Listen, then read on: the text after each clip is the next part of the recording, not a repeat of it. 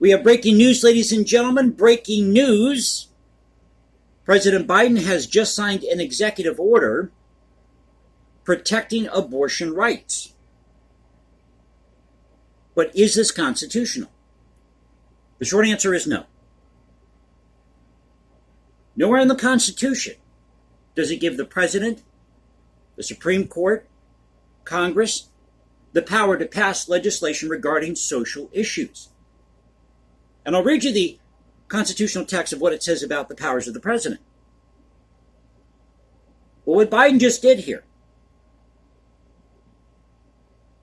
is he overstepped his bounds as president. He violated the 10th Amendment. And he also created a pro-life ban. That's exactly what he did.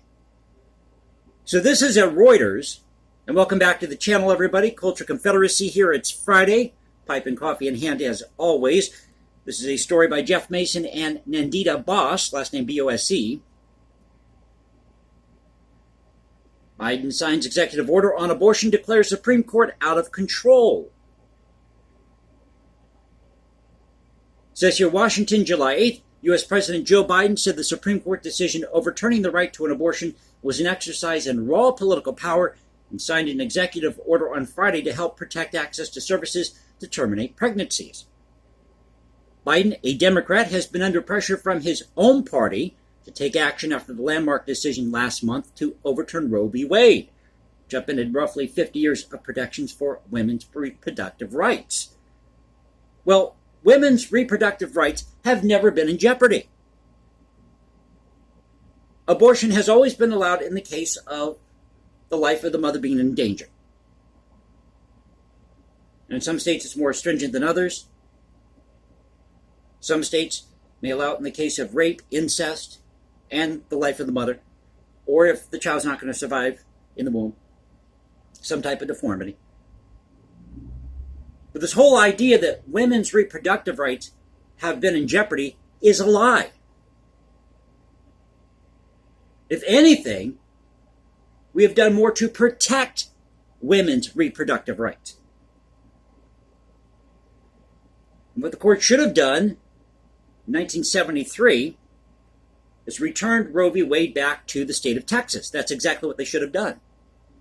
Because all these social issues are supposed to be handled at the state and local level. So getting back to the article here. The president's powers are constrained because U.S. states can make laws restricting abortion and access to medication. And the executive order is expected to have a limited impact, which it will. So what needs to happen is all these pro-life states at this point need to secede from D.C. All these pro-abortion states at this point need to secede from D.C., and then everybody's happy. And that's not unconstitutional because nowhere in the Constitution does it prevent secession. In fact, we were founded on the idea of secession. We seceded from Great Britain because we felt that our rights were being violated by the king, rights which were guaranteed by Parliament. Mentioned that before. Quote, what we're witnessing wasn't a constitutional judgment. It was an exercise in raw political power, Biden told reporters at the White House after quoting heavily from the dissenting opinion in the ruling. We cannot allow an out-of-control Supreme Court. Supreme Court wasn't out of control. They were just doing what they were supposed to constitutionally do, which is return this back to the states. Working in conjunction with extremist elements of the Republican Party, of course, a dig are Republicans. Another problem that we have in this country, a two-party system, which should have never happened. We should have always had multiple parties running. In fact, we should have never had a presidency. I'll go as far as to say that why we have all these issues is because we have a presidency. The whole idea of D.C. in the beginning, or having Congress meet, was so that these different states could air their grievances, work out their differences. Wasn't so we had to answer to a centralized power. Now, I'm not a Republican. I'm not a Democrat. I'm an independent voter. So Biden goes on to say, extremist elements of the Republican Party to take away freedoms and our personal autonomy, he said. What about all this legislation that's being passed regarding green energy? All these limits on drilling for oil, President Biden. And I'm all for oil drilling as long as it's done responsibly. The White House is not publicly entertaining the idea of reforming the court itself or expanding the 9-member panel, an option pushed by Congressional Progressive Caucus Chair Representative Pramila Jayapal.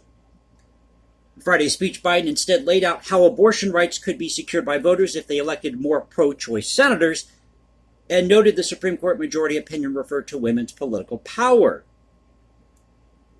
Quote, I don't think the court, or for that matter Republicans, have a clue about the power of American women, he said, adding he believed women would turn out in record numbers in November's election to restore women's rights. He also cited recent reports that a 10-year-old girl in Ohio was forced to travel to Indiana to have an abortion after she was raped. Imagine being a little girl, just imagine being a little girl, 10 years old. Does anyone believe that, he said? Asked what exactly could change for women immediately after the order was signed, Jen Klein, director of the President's Gender Policy Council at the White House afterwards, did not name any specifics. So he passes his executive order and there's no specifics. It sounds like this was a last-ditch effort to somehow stop the Supreme Court. Again, overstepping your power as president. Quote, you can't solve by executive action what the Supreme Court has done, she said. Still, progressive lawmakers and abortion rights groups welcomed the executive order. Senator Elizabeth Warren, also known as Pocahontas, who's only maybe, 1% Native American, called it important first steps and asked the administration to explore every available option to protect abortion rights. Protecting abortion rights is a top issue for women Democrats. Reuters polling shows more than 70% of Americans think the issue should be left to a woman and her doctor. So that's at Reuters. It's kind of a lengthy article. So for the sake of time, let's get to what the presidential powers are. This is according to Article 2 of Section 2 of the Constitution, which talks about the executive branch. But this is what it says about the president. The president shall be commander-in-chief of the Army and Navy of the United States and of the militia of the several states when called into the actual service of the United States. He may require the opinion in writing of the principal officer of each of the executive departments upon any subject relating to the duties of their respective offices. He shall have power to grant reprieves and pardons for offenses against the United States, except in cases of impeachment. He shall have power by and with the advice and consent of the Senate to make treaties, provide 2/3 of the senators present concur, and he shall nominate, and by and with the advice and consent of the Senate, shall appoint ambassadors, other public ministers, and consuls, judges of the Supreme Court, and all other officers of the United States whose appointments are not herein otherwise provided for, and which shall be established by law. But Congress may by law vest the appointment of such inferior officers as they think proper, and the President alone in the courts of law, or in the heads of departments. The President shall have power to fill up all vacancies that may happen during the recess of the Senate by granting commissions which shall expire at the end of the next session. Goes on to talk about how from time to time he shall give Congress information on the State of the Union address, recommendations for the consideration of such measures he shall judge necessary and expedient. He may, on extraordinary occasions, convene both houses or either of them, and in case of disagreement between them with respect to the time of the adjournment, he may adjourn them to such time as he shall think proper, etc., etc. So those are the executive powers for the president. Nowhere in here does it talk about the president being able to pass some type of executive order protecting abortion, or your right to drive, or pick your nose, or dance naked on your rooftop. And what does the 10th Amendment say? It says that the federal government has only those powers specifically granted by the Constitution. These powers include the power to declare war, to collect taxes, to regulate interstate business activities, and others that are listed only in the Articles.